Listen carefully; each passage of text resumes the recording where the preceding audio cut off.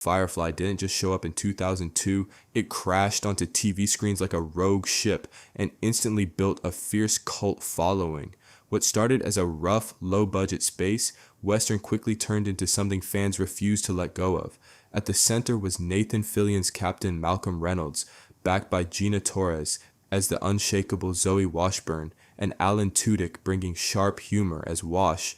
Morena Baccarin played the mysterious Inara, while Adam Baldwin's unpredictable Jane Cobb kept things tense. State lit up the screen as Kaylee Frye, Sean Marr delivered a tightly controlled Simon Tam, Summer Glau stunned as the Troubled River, and Ron Glass carried Quiet Secrets as Shepherd Book, all packed into one stubborn Firefly-class ship called Serenity.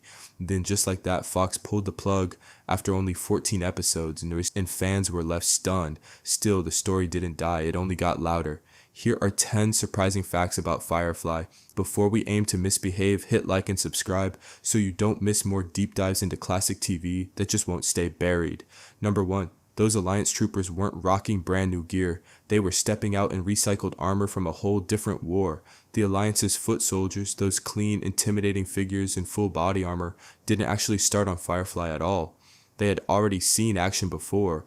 With a tight budget breathing down their necks, the costume designer dipped into studio storage and pulled out armor straight from the 1997 movie Starship Troopers. That same mobile infantry suit got a fresh repaint and suddenly became the official look of Firefly's powerful Alliance forces, and that move hit way deeper than just saving money.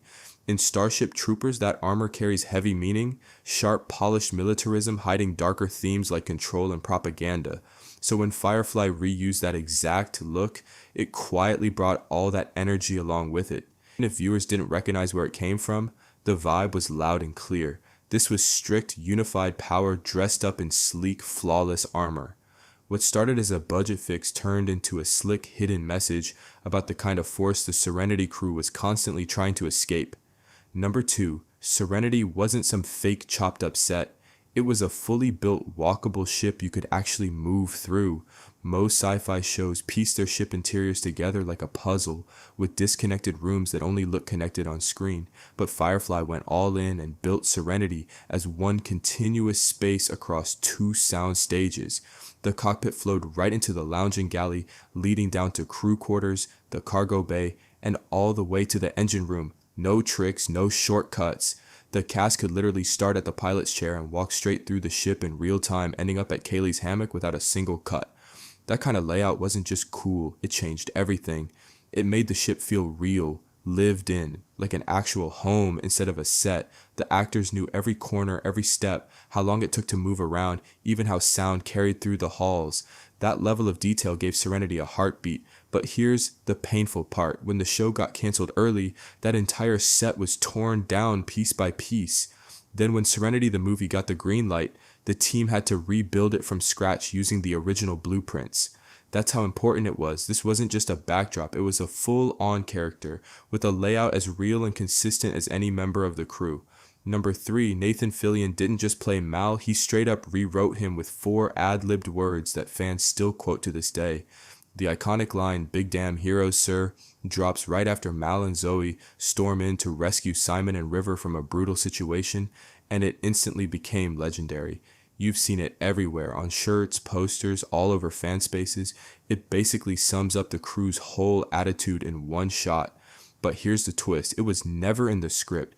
During filming, Nathan Fillion was supposed to say something way more basic, just a standard tough guy line. Instead, in that moment, he switched it up and delivered his own version, and it hit perfectly. The timing, the sarcastic edge, that almost polite delivery in the middle of chaos, it nailed Mal's personality in a way nothing else could. Joss Whedon caught it right away and knew they had something special, so the line stayed. And just like that, 4 off-the-cuff words became a defining piece of Firefly's identity. It shows how much the cast shaped their characters, not just by acting, but by making bold choices that went beyond what was written on the page. Number 4, the Firefly crew almost looked completely different, and some of those early casting choices might surprise you. Building this lineup wasn't simple. The team had to balance familiar character types with something fresh, and early on things were heading in a very different direction. Neil Patrick Harris actually auditioned for Dr. Simon Tam. At the time, he was already known for Doogie Howser, MD, And while his audition reportedly went well, producers felt his vibe leaned too much into comedy. Simon needed that quiet, controlled intensity, and that's where Sean Maher stepped in, bringing a more restrained and grounded energy that balanced out the louder personalities on the ship. And then there's Inara's casting, which got even more complicated. Rebecca Gayheart was originally cast and even filmed scenes as Inara in the first pilot. But when the footage was reviewed, something felt off. The chemistry just didn't land the way the creators imagined. So they made a bold call. Morena Baccarin was brought in, the role was recast, and those original scenes were completely reshot. In another version of Firefly, the crew could have looked totally different, with a very different dynamic on screen, but the version that made it to air came from tough, expensive decisions made in pursuit of the perfect tone, and now it's hard to picture this crew as anything else. They feel locked in like it was always meant to be this way. Number 5, one of Firefly's darkest and most chilling stories never even made it to screen, and fans still talk about it.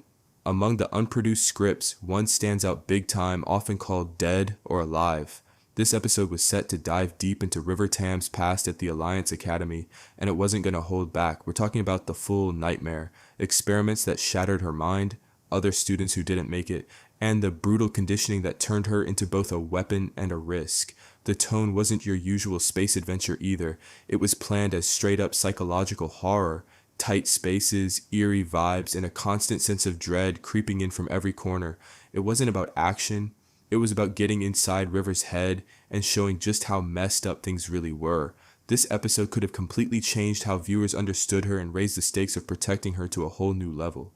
But it never happened. Fox canceled the show before it could even be filmed. The script is still rumored to exist in Joss Whedon's files, like a lost piece of Firefly history.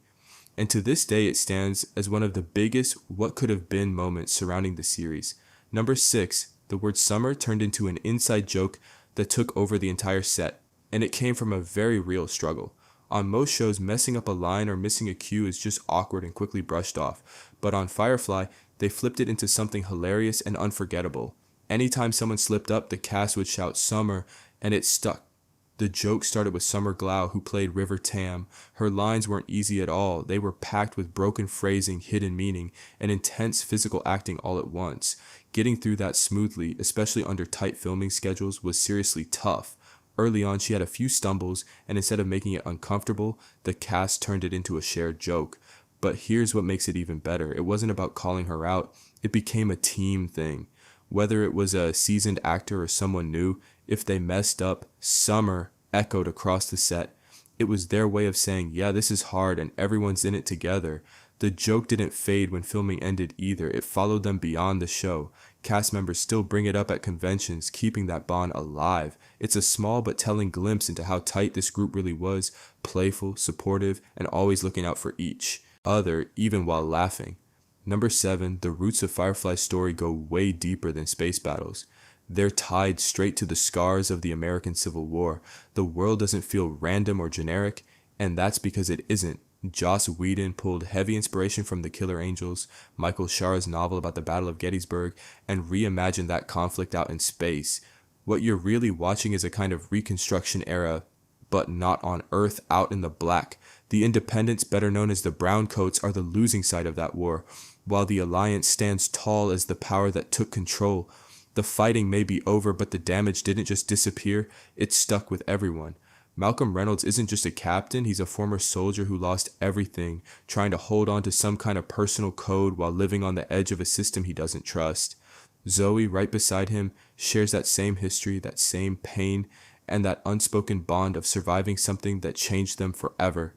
That tension shapes everything, their views on authority, their resistance to control, even the way they handle loyalty and compromise. It's not just story, it's emotional weight baked into every decision they make. By grounding a futuristic series in such a specific and real historical influence, Firefly gave its characters something raw and believable. These aren't just smugglers and fighters, they're people carrying a war that never really ended. Quick pause out in the black. If you're still riding with Serenity, hit that like button and subscribe so you don't miss more deep dives into shows that ended too soon but never faded away. And drop a comment. If you join this crew, what role are you taking? Captain, mechanic, medic, or something a little more outlaw? Now let's get back to the ship. Number 8, Firefly quietly featured a future Hollywood superstar before anyone knew his name, and it's kind of wild looking back. Long before High School Musical and big movie roles, Zac Efron made one of his very first credited appearances in the Firefly episode Safe. And he wasn't just in the background, he played a young Simon Tam in a flashback that actually hits hard. In the scene, you see a 13-year-old Simon performing intense emergency surgery with nervous parents watching and a young River nearby. Even at that age, Efron brought a serious, focused energy to the role. You can already see the pressure on Simon, the responsibility, the need to protect his sister, and the early signs of the path that would eventually pull them apart. The role itself is short, but once you know it's him, it's impossible to miss. Efron later admitted he didn't fully understand what Firefly was at the time. It was just another step early in his career, moving up from commercials and small parts. But for fans, it turned into a crazy realization years later. The kid in that tense operating room scene went on to become a global star. It's just another unexpected connection that shows how Firefly, even with his short run, crossed paths with careers that exploded far beyond the show itself. Number 9, Firefly made a bold move right out of the gate. It refused to fully explain what happened to Earth, and that silence says a lot. In a genre that usually loves dumping tons of backstory and lore, Firefly went the opposite direction. It kept things vague. All we really get are small hints. Humanity used up Earth, known as Earth that was Nanukar, and had to leave. From there, they spread out across a new star system, terraforming planets and moons just to survive. But here's the twist, they never spell out what actually went wrong. Resources running dry, massive war, environmental collapse, something pushed humanity to the edge. But the show never locks in a clear answer, and that wasn't an accident, it was a choice. Instead of dragging viewers into long flashbacks or heavy exposition, the story stays focused on the now, the frontier life, the Alliance's control, and the people trying to survive on the edges of it all. That mystery pulled fans in even deeper. The lack of answers sparked endless theories, from climate disaster to overpopulation to corporate greed.